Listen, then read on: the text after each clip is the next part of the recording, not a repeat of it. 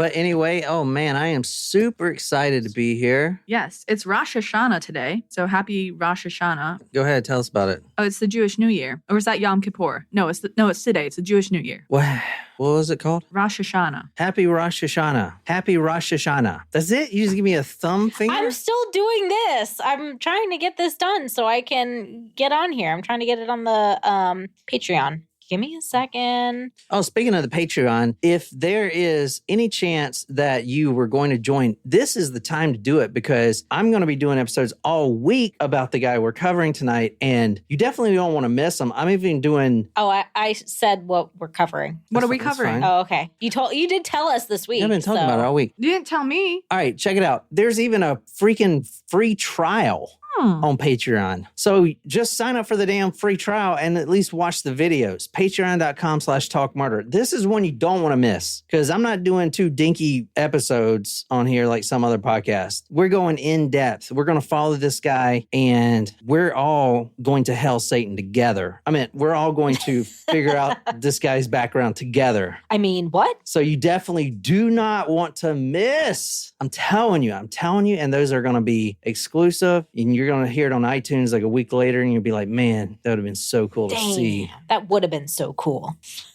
Well, I'm actually really excited about this. It's getting to be pretty much your favorite time of year. Like, let's just call it officially fall. Your favorite time of year. It was cool outside this morning, so now I am ready to accept fall. Yeah, it was perfect outside. It was absolutely gorgeous this morning. That is true. It is my favorite time of the year. I love this season. Probably because I do true crime all the time, you know? You love horror movies. I love horror movies, yeah. Horror, not horror. No, I meant what I said. I said what I said. Y'all. Canceling, rejoining, and getting a new surprise shot. As long as it's not a shitty surprise shot. And I think what did she request? Who? Yeah, and if you're a Supremo, you don't have to have one. You understand it, right? Yeah, we'll do multiple. We'll just prioritize who has not gotten theirs yet. But if you are a multiple month supporter as a Supremo, we'll do some more shots. And Lauren, we have something coming for you. Yep. Yes, I just didn't know how to fill out the customs form. No Vegemite. We're going to Vegemite. How do we banish somebody from the Patreon? No Vegemite. Yeah. No Vegemite. All right, let's see who is on the live chat here. We've got, Sable, we've got Lauren, we've got Tina, we've got Brittany, Shram, Brandon, Art, who else? Is that it? I think I got everybody on the first time around. Any new Supremos to welcome, Jen? No new Supremos, but we do have a couple of new tacos that joined this week. So welcome to Danielle. What's up, Danielle? Yeah, hey, Danielle. Thank you so much for joining. And I think last week we shouted out Manga, but I'm not sure if I don't think so. Manga? Yeah, like Manga. The comic book? Manga. Is that how you spell it? Same way? Yeah. So welcome, guys. Thank you so much for joining. Like the comic book. I sound like such a uneducated old guy. What's up, Manga? And what's up, Danielle? So thank y'all so much for supporting us. Guys, if you don't support us on Patreon, like John said, this is the time to do it. But we could not do what we do and continue to do what we do without your support. And like I've said before, I don't think we would want to do it without your support. So I'd probably still do it. I ain't got nothing else to do. I'm just kidding.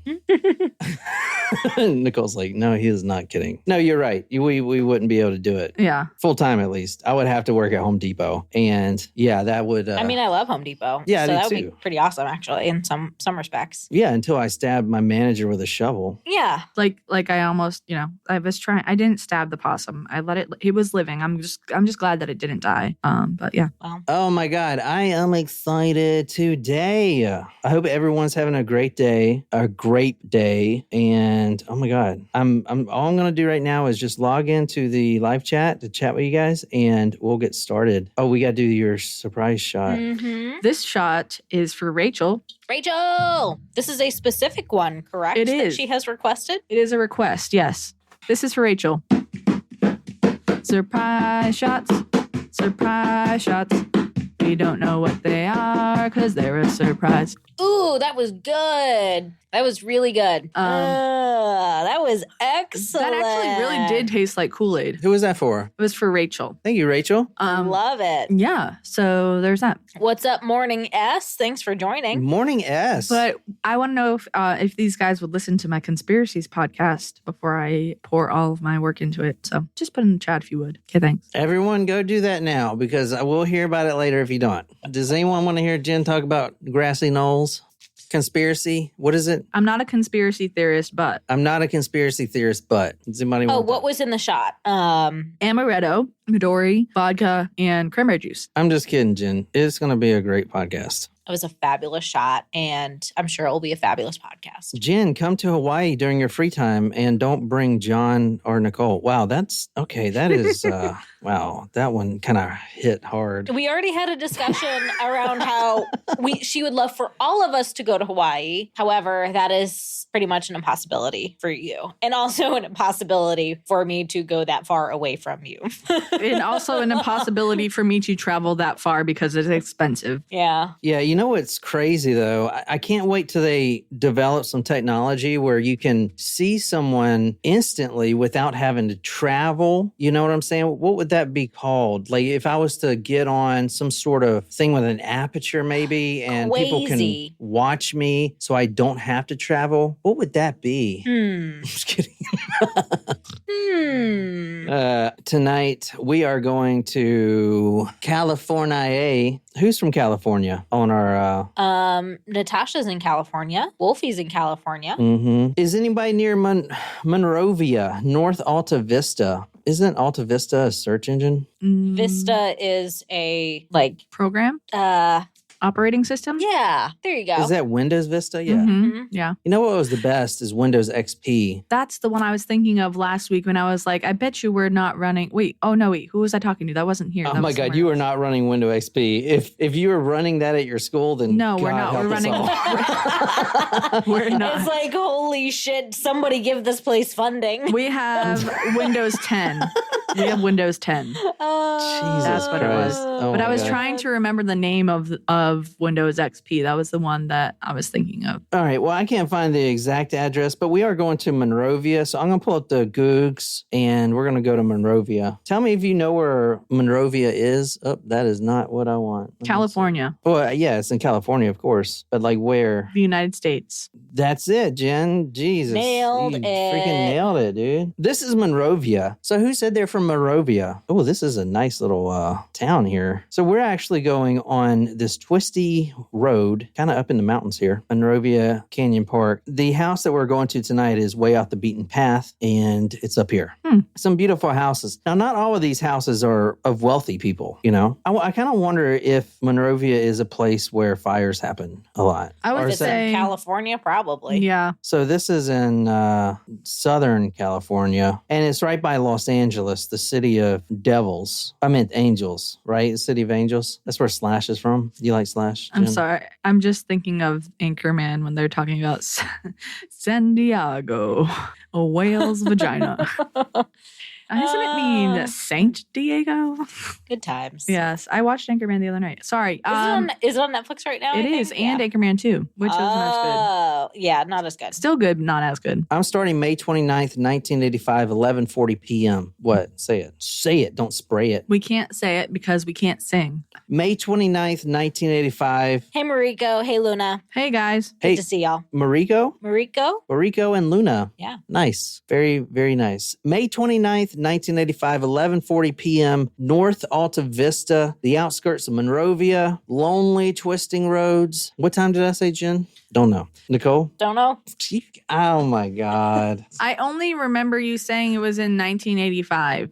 I'll send someone a Richard Ramirez comic book if they can tell me what time I said. And a trivia point. Without going back in the next 2 seconds or whatever. 5 seconds, I don't know. Oh, yeah, that's the special. If you join, I'm sorry to plug it one more time, but I just got to say this. Forgot to say it. We have Richard Ramirez comic books. They're rare, super rare from like the 90s. So anyway, that's the last promo I'm doing. May 29th, 1985 at... For our Supremos, new Supremos? At p.m. 11:40 p.m., North Alta Vista, outskirts of Monrovia, a lonely, twisting road. A man is driving a beautiful new gray Mercedes. This is 85, so... Top down? I'm thinking tape deck. Yeah, tape deck. Yeah. But all the amenities. Fully loaded. Fully loaded, like baked potato. Leather seats. This man is driving these long, twisting roads, and we're going to talk a lot about this guy, but he doesn't need a compass. He doesn't need GPS. He doesn't need a map. Well, he couldn't have GPS. It was before it was a thing. Because this man was going where his God was telling him to go, and his God was saving. God was in control. This man has went through this subdivision. Now, the subdivision near the mountains is spread out. So it's not really a subdivision HOA, but there are a few homes. They're ranch style homes. Not all of them are insanely wealthy. They don't all have pools. Some of them are just normal people who've been there forever. He finds one that he likes. I don't know why he chose this, and neither does he. It's just he was told to park here, and that's what he did. He parked right in the front. Now this is... His God told him to park there? This was almost midnight, and this is in May. And I want to say, we'll talk about this later, but this was one of, I guess this makes no sense now, but the papers were saying this was one of the hottest summers ever, which is probably nothing compared to this one. It's probably like 94 degrees. And they're like, oh my God, I'm melting. And now it's like 112. Which is important, the heat wave, because this man wore gloves all the time, unless it was too hot. Fingerprints. You see what I'm saying? Yeah. Like winter gloves or like leather gloves or like an OJ glove or like food service gloves or medical grade gloves? I'm going to bet leather. No.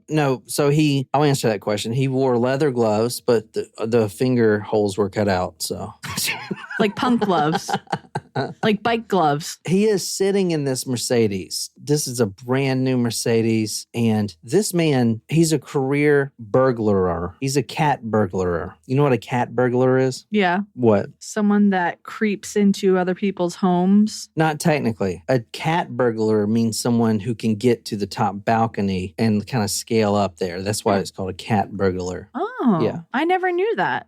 Yeah, so he is very good at his profession, and that profession is a career criminal. But that's such an interesting way to think about things as a career criminal. Like when it's like, what is your area of profession? Like education. What's your education? Human resources. Criminal. Like, you can put that out on something. I mean, you wouldn't get hired anywhere else, maybe, but... I always have trouble telling people what my job is. I edit audio. I mean, it's true. Yeah. You know, I edit a trashy crime podcast. All right. Anyway, this man knew the first thing you need to do is not case out the joint. He's sitting in that Mercedes, and the first thing to do is just...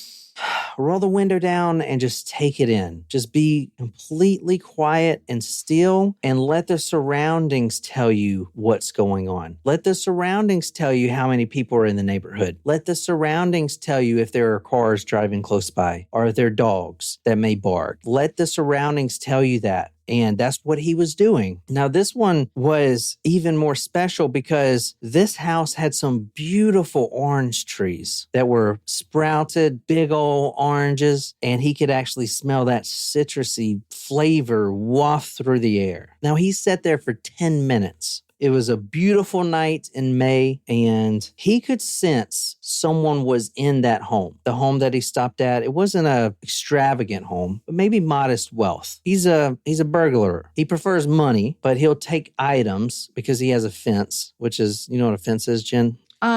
Is it that thing that's like a barrier between two properties? That's called a barricade. Like the barricade outside we got? The wooden one? Yeah, the wooden barricade we got. Yeah, that's not correct, Jen. A fence in this sense is someone who you can sell a stolen good to, and he knows how to get rid of it. So okay. If you would never want to go to a pawn shop, you would want to go to someone who could sell it out of town. You'll get a lot less for it, but hey, you're getting something. And if you break into into a home and it's more jewelry than money, then that's kind of what you got to do. So every good, and just write this down, every good professional criminal needs a good fence contact. Yes.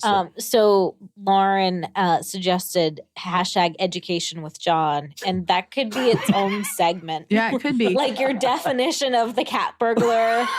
And then this just now, what is a fence? That is a clip for you right there that you can totally on our TikToks. And you know what? You can put the music behind it like you used to with Jen versus Nicole. Yes. Oh, God. Yes. I want to do relationship advice. Somebody send me a question. If you're having a problem, I can guide you through it. Like Vanilla Ice. Oh my gosh. You know what would actually be hilarious? This is good. If someone had wanted any sort of advice, maybe it's perhaps more professional because that is my area and what I do. So it would be hilarious if someone were to ask questions and I would give my professional answer and you would give yours.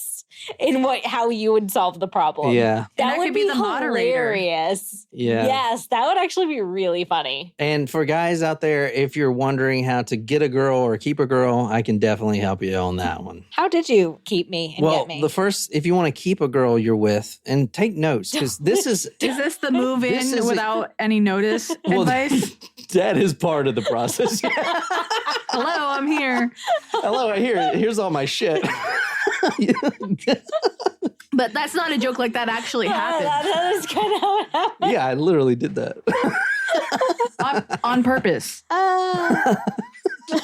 But that's like step 5. There's like a... Step 1, put an ad out on Craigslist. No. Step 2, go to the Cashmere Cougars. Step 3, I don't have all the steps listed. I need to write a book about it. But go on a date into a church. Can I tell you that there is one step that you got to do that is very important. And once you do it, they're yours forever.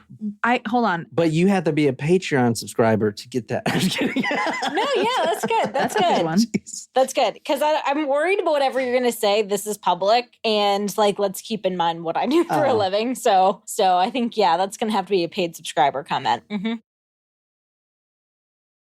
Because I'm genuinely afraid what he's going to say. Yeah.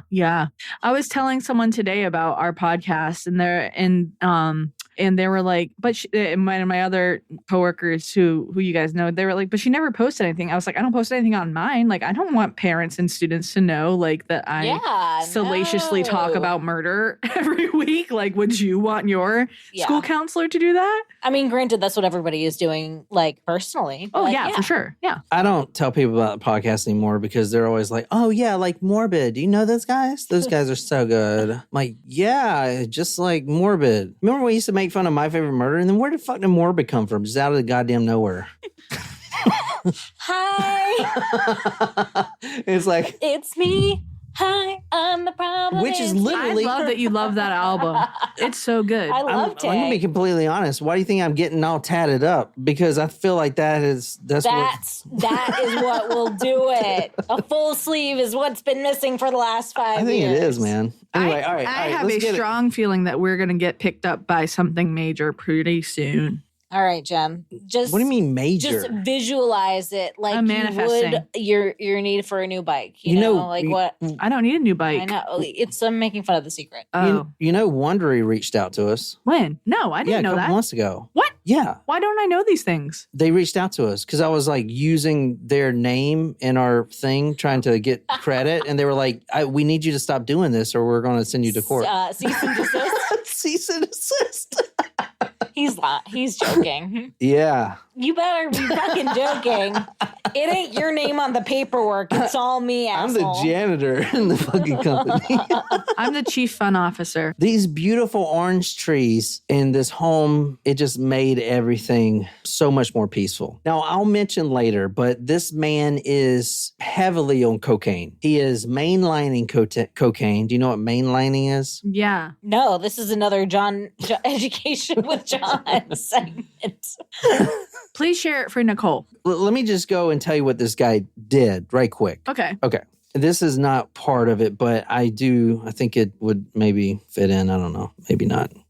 You pull out a Pepsi can that is cut off. Like in half? Yeah, in half. You take the bottom, you pour some bottled water in it. You put a coke rock. I think this was kind of before crack was huge. So just cocaine. You buy your cocaine from this guy named Roberto at the bus station. You know, he's there all the time. You say, hey, I want 2 grams. Anyway, you put this cocaine in this Coke can, you light it on fire, it melts. You take a syringe that you have used 100 times before, and then you take an elastic band, you tie it around your arm, you pull it up with your teeth so you get your other arm free, and then you just stick it right in your vein. And it lasts about a couple hours. That high lasts about a couple hours. But I'm not going to get into his drug use at this point. Just know that he is a little stoned. Anyway, back to the story. This man is a professional burglar, and just by sitting outside of the house, there's no lights on or anything, but he could just tell not who or what age or what gender, but he could sense that there was at least one person inside the house. Okay. I don't know why. Maybe it's just these little things that he don't even know subconsciously. Maybe the gate is unlocked, or it looked like it was recently shut, or the grass has been stepped on. Whatever it is, subconsciously, he knows someone's in there. Now, he's a professional burglar. A professional who does this for a living would not want to enter a home knowing someone is in there. Mm. And that is a very interesting dynamic with this man, because he could have easily found a home that was unoccupied. Right. Do you think the Hamburglar shared the same sentiment? Like, I feel like he would want to make sure people are home so that he could eat the burgers after they've been cooked. Yeah. That would be so funny if somebody did a video and they sentenced that burglar to 30 years in prison. There you go. There's a skit you can do. McDonald's, you can add us for your next ad campaign. We'd be happy to be a sponsor. When it's Hamburglar Day and not Grimace Day. You are hereby sentenced. You are hereby sentenced to 30 days of hamburger deals. National Hamburger Okay, if you Month. keep calling about that, I'm going to want a McDonald's hamburger. So this is not... No. I heard that this is going to be National Hamburger Day soon, and McDonald's is selling their hamburgers for 50 cents, and Wendy's selling their burgers for 1 cent. But I just heard a conspiracy that there's something wrong with that meat, so don't eat those burgers during that time. And then they referenced the Simpsons episode where they did the Krusty Burgers, and like the people turned into zombies who ate them. So I'm going to stay away from Wendy's and McDonald's and any hamburger joint during that time. But that's just me, because I'm not a conspiracy theorist, but like I don't want to become a zombie. Was that the first episode? No, but it could be. And Jen, I'm gonna make you really sad. The singer from Smash Mouth is dead. I saw that. He died in the same week that Jimmy Buffett did. All right, back to the story. This man sitting in this Mercedes with the window down, he could sense that someone or someones were inside, and that didn't deter him. Number one, he didn't have a choice. He was there because his God told him to stop there. And number two, he often thinks about to the day when he was a teenager and his older cousin, who was a decorated special forces soldier who fought in Vietnam, pulled out a shoebox under the bed. Now, this man sitting in the Mercedes at the time was a teenager. His older cousin pulls out the shoebox and was like, hey, I need to show you something. I think you're going to really like it. Inside that shoebox was a collection of photographs he has taken. And this was, like I said, a decorated soldier in Vietnam. And one of those photographs really stuck in his mind. And he always replays this moment he saw it. It was the photograph of a small girl. Now, she was dead, of course. This is in war. Miguel was his name, the older cousin. He had actually no choice but to kill the small girl because he had spent the last 10 or 20 minutes violently raping her. So obviously he has to kill her. The photograph was a conquest. Her legs were spread, she was used, choked, and she was dead. But this man, as he's sitting there in this car and he knows that there are potentially women inside this home, he is thinking about this photograph and he is just thinking about the options. Yeah, there may not be a lot of money in there, but there's something else that he really, really wants. That's pretty bad, isn't it? Mm-hmm. Yeah. There were 2 females in in that house. He didn't know who they were, how old they were, but I'm going to tell you right now, the owner of the house, Mabel Bell. Oh, Mabel. Huh? Mabel Bell. Well, she is often called Ma Bell. She is an 83-year-old. Huh? Mabel, Ma Bell. I mean, her nickname was Ma. I know. Bell. But I feel like she would have been better suited going by Mabel, just done, because her name was Mabel Bell. She could have just gone by Mabel. That is like one confusing name. Mabel Bell was 83 years old, but she acted like she was 60. She still drove herself. She did all the shopping, all the cleaning, all the chores. She's been widowed for a very long time. The other person in the home was her sister, a little bit younger, 81. Her name was Florence Nettie, or Florence is her first name. Nettie is what everyone called her. She was 81 years old, and she's an invalid. Oh. So yes, there are two people in this home. There's not a teenage girl like he would like, or even younger. There are two senior citizens in this home. I'm sorry. Can you repeat that last line? There were not younger girls like he would like? Like he would like? Yeah. His taste was for the young. I just told you that he was shown a photograph of probably an 8-year-old girl raped in Vietnam, and he always brings that photo back in his mind. He talks about it a lot. And he's thinking about that even when he's outside the car. He's trying to get himself together. He's thinking about who's inside. He's fantasizing about what the possibilities could be inside. These are two older ladies, 83 and 81. One is a complete invalid, which means she doesn't talk, she doesn't move, she has to be taken care of. Ma Bell, independent, drove herself around. She took care of her sister. She shopped, cooked, kept up with all the chores. She's the type of woman who has never been to New York City, but she knows the value of freedom living through the war. So every year she donates some of her money that she plans out to a fund that helps maintain the Statue of Liberty. Cool. Which is pretty cool. I found that very interesting. Yeah. So that's the type of woman who's in there. I wonder if they still do that. Yeah. Yeah, I was actually thinking about that. That's pretty cool, isn't it? Yeah, that's kind of neat. Yeah. You know what would be cool if they restored the Statue of Liberty so that she was copper again? Yeah. Or I'm like, sure that would be super expensive. Yeah. Or put her like in like a freaking cutoff. You see her titties, you know, or not titties, jugs. Not jugs. Do not humanize Lady Liberty like that. Jesus Christ. Ladies and gentlemen, my husband. Thank you. I've been under the influence, okay? So he was about to say he was drunk, and then he realized that he wasn't drunk. I'm also interested in his tell-all, how he got me. The more beer I drink, the more hot the Statue of Liberty looks to me. You're not the only one fully erect. Wait, that is that is too much. I'm going to put the beer down. I think you're thinking of the Washington Monument. What? The Washington? Have you noticed every monument is basically a penis? It's a phallus, yeah. Well, I wouldn't say that the Lincoln Monument is, because that's actually a man. Yeah. Yeah, but with a penis hat. Look at the hat. It's huge. No, he's not wearing a hat. He doesn't wear a hat in the monument. Yeah, that's true. Oh, I don't know. I really want to go to DC and spend some time there, and go to the Smithsonian. Why? And get shot? What the fuck? I want to go to the Smithsonian. All right. So what I'm trying to say is this is a very active, independent woman. Ma Bell has been independent for a long time because she's been widowed for a long time. She wasn't showy, but like all women, occasionally she liked to pull out that lipstick. She had her favorite that she always kept on her nightstand. And I believe this was to show that she still has it and she can wear this better than the younger girls. And that was the Revlon Formula 2, which was featured in the Vogue magazine 1983. Very cherry red.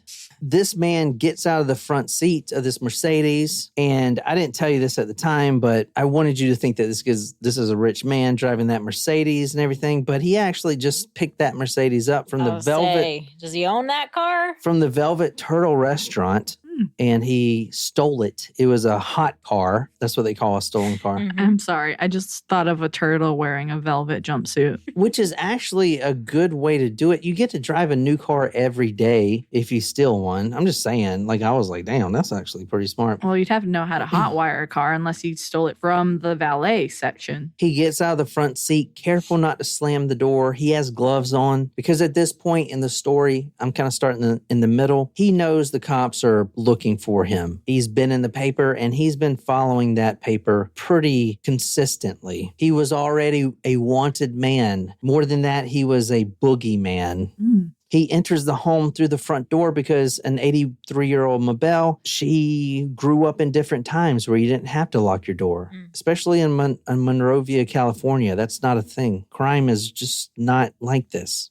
Even in the 80s? He walks right through the front door. He lets his eyes adjust to the nighttime. He pulls from his pocket a pen light and he begins searching the room. He's shining on the banisters, on the bookshelf. He's shining for anything that shines back. Jewelry, gold, money would be the best. Anything he could see. And he is getting angry because he is not seeing anything of real value. These women live very modestly and they don't have much to give and they don't have money laying around or jewelry. All the jewelry is family heirlooms and stuff like that. Nothing you can sell for a profit. So he is now getting angry. He knows he needs to stay there because it's not him that is working tonight. It's not him that told him to be here. It's not his will. It's someone else's will that makes him stay here. He goes into the kitchen. He is going through several drawers. He finds a knife, a few knives actually. He looks through a few knives and they're not the latest Cutco knives and none of them are really all that sharp. He knows that he's not going to have a good time with these knives. So he's looking around and he pulls out another drawer and he finds something that he may have a little more fun with. He pulls out a hammer and he's like, this will work. This will work pretty well. Yikes. At this point, that was actually really spooky the way you just said that. I know. I live it. Don't like that. At this point, he could leave. They would never even know someone entered the home. If there's nothing of value. Nothing of value. What's the point? Now, he does eventually take some things, but even if he would take some things, they probably wouldn't even know. Right. He could easily leave because he's also looking for money to get his drug of choice, which we're going to definitely go into another episode, cocaine. So he could leave right now, get enough money from some other, house, and then go get the cocaine he needs. But no, he doesn't. He grabs the hammer because, like I said, he's not there for himself. Although a faint smile does form on his face when he is flicking that hammer around. Now, Nettie was sleeping peacefully as well as Mabel. They sleep in separate rooms. Nettie is the invalid. She can't talk. She can't take care of herself. She is taken care of by her sister. She is sleeping in the bed. She won't scream, obviously. She is the 81-year-old invalid. He walked into her room just by happenstance at first, and he's standing there, and he stands over her for quite a while. In fact, we know exactly when what he is about to do happened because in the excitement, her alarm clock, one of those old-timey ones, it did have batteries. It fell and hit the ground and stopped at 12:06 a.m. At 12:06 a.m., he was in the middle of what he's about to do. Nettie, the invalid 81 years old, was sleeping peacefully. This man walks into her room and stands over her for several minutes. Like I said, he's been following his crimes in the paper, and he's at this point very upset about his personal branding. The walk-in killer, they're calling him. The walk-in killer. That didn't truly tell his story. No, because he drove there in a Mercedes. He is standing above this woman. He grabs the hammer with his right hand and raises the hammer above his head. He's now brooding on the fact that he's known as the walk-in killer. Oh, walk-in killer. They said walking. Sorry, that's where the joke fell short. He takes a swing down right at her head. She's sleeping peacefully. He uses both hands with all of his might on that downswing, quote, sinking the hammer into her brain repeatedly.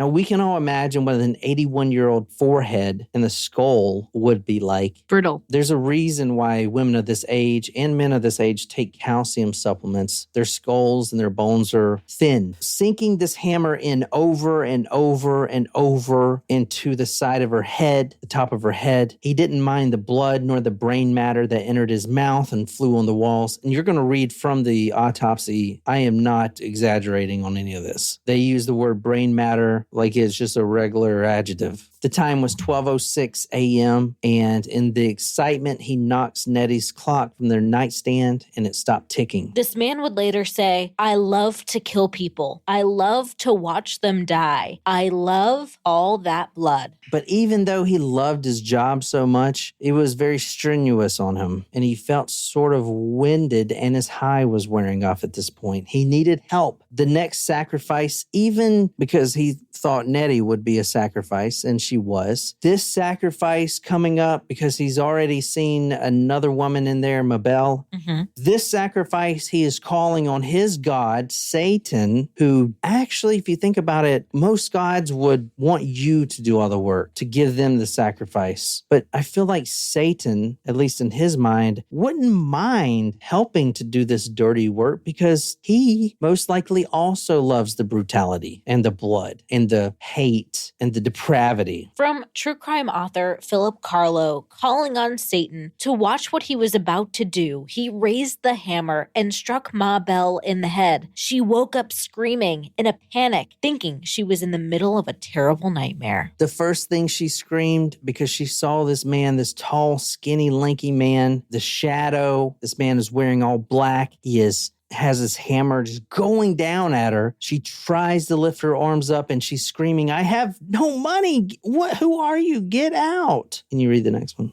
I have no money. Get out of my house. Who are you? Mabel managed to say before he struck her again, sending brain matter about the room. He put on the lights, found duct tape, and used it to bind her ankles. Mabel also has a bedside clock, although hers is the type that plugs into the wall. And this man, in his element now, he's in his zone. He takes the clock, he looks at it, and he flips it around and he rips that power cord from the back of it, displaying these two wires. And if you go back to, who's that guy we talked about with the dungeon? Can't remember his name right now. He is looking at these two wires, and what's he going to do with this power cord? He's going to shock the shit out of her. She's already bounded at this point, from what Nicole read, from duct tape, hands behind her back, her ankles bound up with duct tape. He doesn't need to bind her, but that extension cord, but that power cord that goes into the clock is still plugged into the wall and it is sparking. It is sparking and he's going to torture her with it.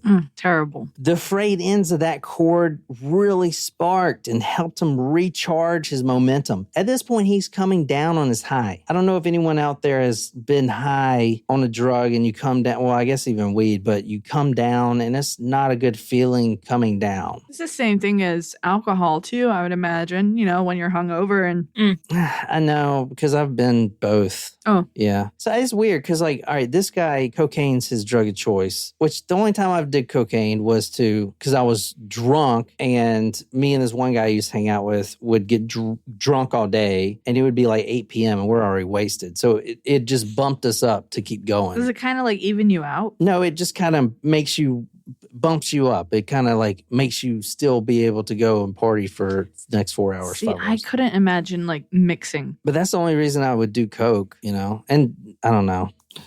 Whatever. I mean, anyway, not that I'm a drug head. Well, you've just tried it. That's all. Yeah, I tried it. Yeah, I just tried it a few times. Maybe 20 times, 30, whatever. But he's coming down, but this electrical shock is helping recharge his momentum. He first places the frayed ends on her ankle, which were bound, and she jolts up. She's wiggling and squirming because remember, she's bound. It looks like she's doing that dance move where you do the worm? The worm. Ooh. At this point, her body begins moving. Her 83-year-old body begins moving because there's electricity going through it. A lot of electricity. When they find her body, they're going to find all the burn marks on her. All over her body. He loved to watch her wiggle. Can you read the... Wiggle, wiggle, wiggle. I love to watch them wiggle and squirm all over the place and then just stop. That's what he would say later. That's so fucked up. Like, he brings those frayed ends. He brings those frayed ends of that cord from her ankle and just goes up. They would find marks leading from her ankle to the very top of her head where that hammer had hit and her brain matter was protruding. I did see, and I haven't researched the case all yet, but I did see that he had mentioned reading Lovecraft and reading Frankenstein. How do you feel about Mary that? Shelley. Yeah. Mary Shelley. Who was related to our last story. The Jack the Ripper case or the torso murders, the Thames torso. So it's just fitting, if he likes that stuff anyway, that he would put those frayed, shocking wires right there where her brain is protruding anyway. Maybe it would do something Frankenstein related. I don't know. It's Frankenstein. Sorry, Jen. Is that from Young Frankenstein? Young Frankenstein, yeah. I haven't watched that in a while. We definitely got to put that on We the should watch October it today. list. Yeah. Yeah. Hump? What hump? That's probably one of my all-time favorites. All right. So good. When first responders would find Mabel the next day, they saw the, quote, throbbing brain matter protruding from the left side of her head just above her ear. She was found alive, comatose, and completely unresponsive. It sounds like the possum from my earlier encounter this week. So at this point, he has bludgeoned both women, but both are still alive. Mabel is now comatose. She has been tortured the way he likes it, with electricity. High voltage, rock and roll, ba-ba-ba-ba-ba, AC/DC. Yeah, okay. Which is one of his favorite songs. High voltage? But geez, all this electricity and just the torture and the blood and the brain matter, it gets him, I'm just going to say it gets him aroused. Gets him really aroused. The electricity is flowing. The blood is spraying. He feels aroused, and he knows it's because Satan is with him and he is doing a good job. And that is his reward. Where is your coaster, lady? She's switching bottles. I'm switching bottles, yeah. We should just make it a thing where we just chunk the bottles at the wall. No. No, because I would end up stepping on it and it would be a whole thing. Yeah. We're not doing like a workers' comp insurance in this joint. I don't think we have benefits with this job. Nope. No, this is not considered full-time employment. But you do pay benefit. What do you call it? You do. We are making you pay us a fee. Stupid. All right. I do. It's $10 a month. Yeah. You pay yourself. You pay yourself your Patreon membership. It's true. This man, he begins feeling aroused. He knows that's his reward for doing such a good job from Satan. Satan's making him aroused. I'm not just making this up. I'm not just saying this to say this. This is what this man is thinking at the time. Right. 100%. He is doing this for this reason. Do you understand it? Correct. So far, I've mapped out 3 priorities in his life, and they go from the following: drugs, his drug of choice, cocaine. That's number 1. Number 2 is not rough sex, because rough sex is for a bunch of amateurs. He wants violent sex. Oh. He needs blood. He needs bloodshed. He needs rape. He needs fear. He needs that. And number 3 is his devotion to Satan, which I feel like, a lot of Christians out there put God first. I feel like Satan doesn't mind being third, because he himself also likes the fear and the rape and the torture, right? No. Okay. Anyway. I don't like that, but it's okay. I mean, I guess. Can you read the next one? From true crime author Philip Carlo, sexually charged by the violence, the torture, he returned to Nettie Lang, ripped off her nightgown, and he raped her. Satan, he knew, would be pleased with this work, or it was cruel, brutal, and truly bestial. He goes in there. Bestial, that's a word. He goes in there. Jesus. Nettie, 81, is invalid. Not only that, her brain matter is on the wall. They find... Is she dead at this point? No. God. Both part of her brain is not in her head and she's still alive. In fact, we're going to read, both of these women survive, but they're both comatose. Both completely incapable of doing anything. Mabel will die soon later in a coma. She will just pass over to the other world. Nettie her remainder of her life being fed through a tube. She's a vegetable. And this man would want it that way. He does want it that way. way. Because think about it. You kill someone once and that hate, that fear, that brutality is just one and done. But now he knows and he feels good that every day someone has to feed her through a tube. So he's a sadist. Among other things. We're going to use the word Satanist a lot in these stories. No, but I said sadist. That's different. No, there's more than he is, but he's a Satanist as well. I'm talking about something else. All right. Yeah, you are. But I'm just saying. Sorry, go on. We're going to use the word Satanist a lot in this man's story, and I'm going to really dive into it. But there's different sorts of Satanism. The most popular being what Anton LaVey put out as Satanic Bible. That's using Satan as a symbol. It's not even really worshiping Satan. It's worshiping yourself and being free. It's more hippie shit.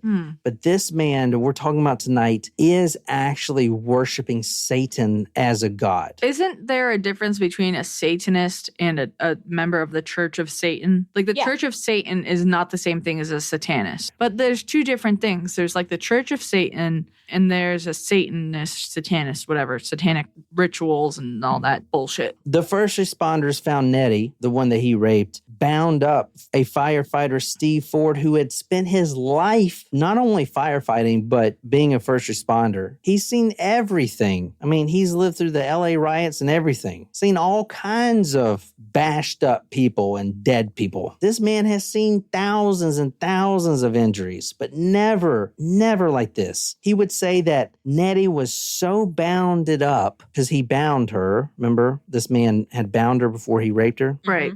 Her hands were so bounded up that they were black, which means the cells, dead blood cells. The cells had already died and began decaying. Dang. There was so much swelling, the wire had cut into her skin, and the flesh on the backs of her hands had split like furrowed soil. Jeez, what a description. This is an 81-year-old invalid female. This is why I wanted to start the story here. I could have started anywhere. And no matter where I started, it's bad, it's worse, it's terrible, it's horrible. Oh, it's just, I mean, this is what I'm bringing you guys into here. She will forever be comatose. Later, a Dr. Michael Argon would notice multiple tears around her vagina where she was violently raped. Now, as an invalid, she doesn't even move. Plus, she's bludgeoned already. It was finally time for this man to, as I said before, this man was not happy with his current moniker. The walk-in killer? What the fuck is that? It was time for this man to reinvent himself and more importantly, to allow the world to see the one true God, the God that actually does something for you. In his opinion. And that God is Lucifer. I told you earlier that Mabel kept some lipstick on her nightstand. And I said it allowed her every once in a while to go out and get all kind of giggly and just know that she could probably wear it, or she used to wear it way better than the girls nowadays. She lived through, those times. I would say depression times. Yeah. So, and do you know depression in the Depression era? Do you know the one thing that women would always buy, even if everyone's broke, is a lipstick. Because, and that's incredible. It's an indicator of the economy, actually. The lipstick sales? Yes, because even today? Yes, it's an actual economic term, but it's even in signs of economic decline, the purchase that a woman will more likely buy is a lipstick. Really? Because it is something that can be, if they have a Chanel or a Yves Saint Laurent, they will buy one designer looking thing to make them feel good and they can wear for themselves. And it also has a brand piece where if they're out, they pull out a fancy brand. A status symbol. Yeah. Where even if signs are rough, if they have lipstick. And so the increased lipstick sales is a direct correlation with recession. Interesting. Wait, so if there are more lipstick sales, we're in a recession? It's a indicator of economic decline. I wonder what lipstick sales look like today. I don't buy lipstick, really. I don't wear lipstick. I don't know. I have a couple of I have some lip stains. I don't wear lipstick, but like I normally don't wear a lip color. I don't know. I feel like I look like a clown. I wear chapstick. That's about it. Yeah, I feel like I look like a clown if I have lip color on. So I just go with my natural lip, which is sometimes chapped. But that'd be how it be. My dog has lipstick. That was so ridiculous. That was unfortunate. This man, this night stalker, grabs this Revlon lipstick and he twists the tube. Now, at this point, Mabel is silent. She's in a coma. Right. But she's still alive. And that's how he wants it. He flips over her body, her left thigh, a varicose thigh, and he draws a star. This is Hollywood. Let's draw a star. 5-point star. He's in Hollywood, but then he encases that star inside a circle. And then he draws a much larger one right above her head, right above the bed.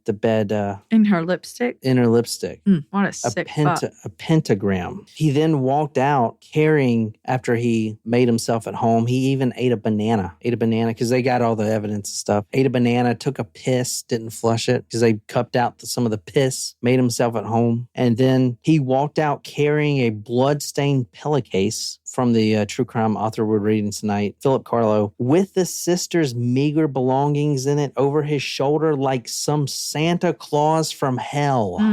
That should be a title, Santa Claus from hell. He throws it in his stolen Mercedes and he drives off. What do you guys think about that shit? That's so fucked up. I don't like it. That's really sad. Can you read the People versus Richard Ramirez? It's only a quick little segment, but this is about the Mabel case, if you don't mind. That's fucked, isn't it? Mm-hmm. Yeah. Like, I feel like we don't hear a lot about crimes against old people, really, but it just makes it worse, I feel like. Yeah. But it didn't matter if it's unexpected, that's for sure. It was going to be whoever was in that house. Right. He was going, as long as it was a female, probably, I mean. So what would happen if it was a couple, if it was a male and a female? Well, we're going to go over some of that because he does, So this is what Nicole's reading is from The People versus Richard Ramirez, also known as the Night Stalker. I've been telling you we're going to do this one for a while. And am I reading the very bottom? You didn't. Yeah, it's the bottom of the where it says Mabel, 6, and then the next page. Well, it doesn't start with Mabel. That's why it's a little. The page doesn't start. He said to start with Mabel. I don't know. I don't have the book in front of me. On May 31st, 1985, Carlos Valenzuela noticed that newspapers had been left in the driveway of the house shared by 83-year-old Mabel Bell and her 79-year-old sister Florence L. He knocked on their door but received no reply. The next day, he returned and knocked on the door again. When there was no reply, he entered the house through the unlocked door and found Bell and Florence L. Florence L. was laying on her bed. Hold on a second. Florence is Nettie. Right. Yeah. In one bedroom. Belle was lying on the floor next to the bed in another bedroom with a table on her chest. Valenzuela removed the table and left to call the police. Paramedics arrived and found Belle still breathing and took her to the hospital. She was comatose. Her skull had been fractured. The injury could have been caused by a hammer. She had a black eye. A red circle with a star in it, a pentagram, had been drawn on her thigh, perhaps using lipstick. She had injuries on her body caused by burns. Belle died from her injuries about a month later in July 1985. In the other bedroom, Florence L's wrists had been bound using an electric cord and her ankles were taped together. Above the bed, a pentagram had been drawn on the wall. A tube of lipstick was found on the floor. A hammer lying on a table next to the bed had blood and hair on it. Blood and hair on it. Jesus Christ. Florence L. was taken to a hospital where an examination revealed evidence that she had been sexually assaulted. She had a puncture wound in her head, 2 black eyes, and her face was bruised. Florence L. later regained consciousness, but police were unable to communicate with her. Mabel slipped from her coma to death on July 17th that year. Her cause of death was brain trauma, but the actual cause, according to Dr. Sarah Reddy, the medical examiner, was cranium cerebral trauma. But basically, that just means she was bludgeoned to death with a hammer. From The Night Stalker, the book by Philip Carlo. And Philip Carlo has written other ones too. He's a pretty big true crime author, but this is pretty much the Richard Ramirez book. Mm-hmm. Now, I have others we're going to go into that I'm reading as well, but this one is, kind of like the summation, I guess. And we're going to be using a lot of newspapers because I love doing that. From The Night Stalker by Philip Carlo, the jury was shown morgue photos of Mabel Bell with tubes protruding from her neck and mouth. The head wound was so severe the surgeon could not repair it. The brain matter was still visible. Dr. Sarah Reddy said, quote, "These severe and fatal head wounds cause the brain tissue to swell and become soft and soggy and compress the breathing center and also the heart beating center, and that caused the stoppage of breathing and heartbeat. Nettie, as I said, the invalid who was raped, did survive, but she remained comatose. And like I said earlier, the killer, Richard Ramirez, would actually want it this way because every day he knows he is waking up and she is in pain. We are talking about Richard Ramirez tonight, the Night Stalker. One of the things interesting about this case is he was a certain way till the end, till his death in 2013. He is a Satanist. He has never said sorry or felt any remorse for his crimes. In fact, he's back then and still has a huge fan club. A fan club? A fan club. Oh, no. One I pulled from the book. Laura Kendall, a New York admirer of Ramirez, says, "From the first time I saw him, I was drawn to him." This is her. This is what she looks like. Right there. He has had multiple women come and visit him. He is quite a ladies' man, or he was before his death. And some of the stuff is crazy. Like if you see him, he always wears these Ray-Bans. And he got charged. Basically, they're trying to figure out how to charge him for refusing to take off his sunglasses in court. He had an image that he perfected, and he developed a huge fan club. In fact, this book right here that we're going to be using, Letters from the Night Stalker, and this is basically a bunch of fan club letters from him. And in that book Nicole's got right there, it is also fan club letters. He was very popular, and he maintained, I don't know if you can see his little smile there. That's him on the back cover, sunglasses, giving the devil horns sign. The interesting thing about that is he maintained his image until the day he died, which a lot of people respect that because a lot of killers, like Son of Sam, you remember, he's like a Christian now, right? Yeah. But not Richard Ramirez. He was Satan until death. In fact, his last words were something to the effect, and we'll get into this, but he said something like, "Death is just whatever. I'll see you in Disneyland," or some shit like that. He maintained that image to the day he died, and that's what people loved about it. I know this is brutal, and it gets really bad. I don't think I'll ever be able to comprehend like how serial killers and murderers have like legitimate fan clubs and people that want to like adore what they do. I mean, I feel like there's one thing. It's one thing if the evidence is questionable and it's like this person didn't do it and you want to fight for their innocence. But if it's like they're not denying it and they are trying to promote this certain kind of lifestyle where it's okay to kill and harm people. Because look at this girl, Eva O. She's a former Christian death metal or whatever. She's had a relationship with Richard Ramirez. But it's just the image, right? I mean, look at him. He is wearing sunglasses, devil horns, like till the day he died, man. Like, I mean, because Satanism is weird, right? We've done Satanism stories, and it's usually the Anton LaVey Satanism where Satan is used as an image. It could literally be anything. It's just more about freedom and doing what you want. That's like the Satanism most people think about. I mean, they think about devil. There is a really good documentary on, I think it's Hulu. Where that one guy was trying to put a statue of the Baphomet. Yeah. Actually, it was really good. I think, was it called Hail Satan or something like that? I don't know, but it was really, really good, actually, because it was a lot more about how intertwined, unfortunately, like religion is in a lot of our society, like Christian stuff with, I want we should watch that statue. Again. Yeah, this would be a good time to watch it. And it's kind of like, all right, if there's really a separation of church and state, this is how it should be. It showed this, what she's talking about, it showed this one guy who was... I think he was the head of the Church of Satan, I think. Yeah, and he was going out, and he made some really good points. Mm-hmm. I mean, Satanism, what he refers to isn't like worshiping Satan as a deity, even though that's what Richard Ramirez did. The Satanism that he's doing is the Anton LaVey, which is basically worshiping yourself. It's very different. Mm-hmm. The Satanism, they could have used something else. But this man, Richard Ramirez, is worshiping Satan as a god, is completely different. But anyway, what she was talking about is this guy, the head of the one chapter of the Church of Satan, is going out and he's trying to get, like, the 10 Commandments are displayed in front of our state capitals. And since we have separation of church and state, that shouldn't be there. You know what I'm saying? So he's trying to actually not get them taken down, but also to put a Baphomet, which is the goat of, the goat, Satan goat or whatever. He's trying to also put a Baphomet at the courthouses. It's actually really interesting. Yeah. It was really good. I get that, but that's not my point. My point is, like, people that are, like, I feel like... Well, what are you talking about? What was your point? Yeah, what point? No,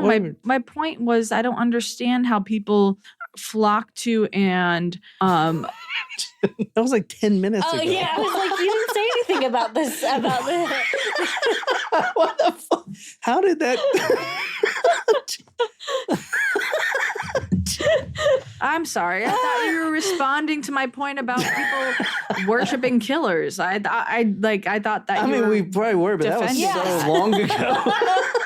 Right, because you guys went on a whole thing. But that wasn't my point. My point is that regardless of religion, I feel like that killing people is not a good thing. Like, there's no benefit to killing people. No, if someone breaks into his house, there's a benefit of me killing them. Mm-hmm, mm-hmm, mm-hmm. I get that. Because then we don't have to go Costco shopping. We got meat for the week. I'm just kidding. No, I see what you're saying. Yeah. Jen, you've been saying this for the last 5 years. You never understand how these killers do it. And yet, it's how we make a living. So, which Well, I'm not talking about the killers. I'm talking about the people that want to be fan clubs. You're an empath. You feel for these people. I am. We took the psychopath empathic. test. I'm pretty far away from the empathic. You know what I'm saying? Yeah. Well, I guess that's why we're semi-successful, is because we all have different personalities and beliefs. Anyway. And psychopath's the way to do it, man. Look at all the successful bankers out there. True that. Anyway. I hope you guys are excited to do Richard Ramirez. I've been wanting to do it for a long time. I was going back and forth on where to start this. And then, you know what? I was like, I'm going to research the one where he actually does something Satan, like, because he's known as a Satanist. Like, he is the Satan killer. Mm-hmm. And this is the first time he actually decided and he's killed a lot before, but this is the first time he's actually used a pentagram and branded himself through the media. It's very interesting. He also talks a lot about Jack the Ripper. He likes Jack the Ripper. Oh, interesting. Well, that's a coincidence. Yeah. In fact, a lot of the music he listens to at the time, I believe it's Iron Maiden or Judas Priest, one of those, he was talking about that they have a song called The Ripper, and that is about Jack the Ripper. Because this man, Richard Ramirez, listened to AC/DC, Billy Idol, Iron Maiden. I mean, I love those bands. Like Judas Priest, they're all freaking great. But at the time, they were viewed as Satan. My church would ban stuff like that. I remember they banned Marilyn Manson from coming to South Carolina for 10 years. Like, he could not come. Like, he played not long after we went to see Jimmy or all but one time. The South Carolina court system banned him from my church, protesting and sending letters and all, the church power, all the donations and all the whatever. He could not play in South Carolina for 10 years. Like, seriously. No, I believe you. And Marilyn Manson and all those bands, like, if you think about Black Sabbath, Ozzy Osbourne, they were a country blues band who were playing a show. I don't know if you know this. They were some like brass pick or backdoor picking kind of band with some crappy blues name. They saw across the street a theater, I think it was playing a horror movie or something with some kind of satanic twist, and Ozzy Osbourne looks at it. His name wasn't that, it was some regular guy, and he's like, that's what we need to do. These people like that dark emo stuff. We need to rebrand right now. And that's what they did. Like they're just putting on a show. I didn't know that. That's so interesting. So they're just putting on a show, man. It's crazy, right? Yeah. I mean, fuck. That's why I'm getting all these tats, yo. I feel it. You are rebranding yourself. Literally. I feel like if I'd get a job as a mortician or whatever. Just take us to the top. You have to have a degree to do that, All right. Anyway, that's all I got on Richard Ramirez. If you haven't joined the Patreon yet, go do it. This is my last plug. Free trial, I think we have on there. Dude, you want to see these episodes this week. We're putting pictures on the Discord, everything. I'm going very deep into this guy because I've been wanting to do this guy for effing ever, and no one has done it right, because if any podcast does 2 episodes on Richard Ramirez, is not done right. I learned that the hard way. That's why I did 20 episodes on Jeffrey Dahmer. And if you look, one of the most searched terms is Talk Murder to Me, Jeffrey Dahmer. Like, people want that. Oh, wow. That's cool. And Jack the Ripper is going to be the same. Because, that was everything, man. That was so in depth. It was great. And, it's going to be entertaining, because that's what this is. But anyway. Do we need some theatrics going on? Or, we can't sing anymore. So I don't know about that. No getting flagged. But that's all I got. If you subscribe to this channel, please, because whatever, don't want to push it. But we are live streaming every day True Crime Headlines, so at least do that. The True Crime Headlines with us. Cool. That's all I got. And plus, I wanted to see someone subscribe because this thing pops up. Anyway, that's all I got. I hope you guys enjoyed it. That's Richard Ramirez Part 1. Part 2 will be probably Tuesday, maybe. Anyway, that's all I got. You guys got anything? Let's go get a hamburger. Yeah? Sweet. Cool. All right. Until next time, hail Satan. Good night, you lovely, lovely people.